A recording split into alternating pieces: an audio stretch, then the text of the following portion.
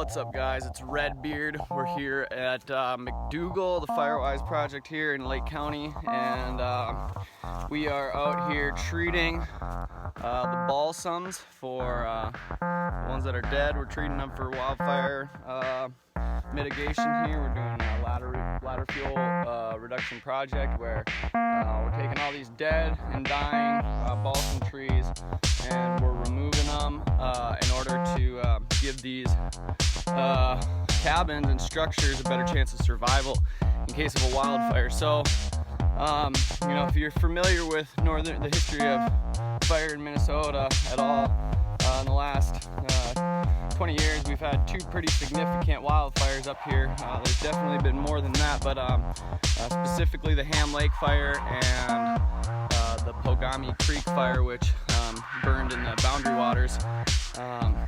You know, what we're doing here is we're taking all of these dead and dying balsams, which are just a huge fire hazard. Over 200,000 acres have been affected by the budworm in Lake County and Cook County, and that's the number that was counted in 2019. So it's a fairly recent stat. You know, we're dealing with a lot of fire hazard and a lot of dead balsams, and the reality is that these just need to get taken care of, because if in the case a fire like Ham Lake or Pogami Creek were to come through, it's really unfortunate to say, but a lot of this stuff would just get nuked, absolutely destroyed.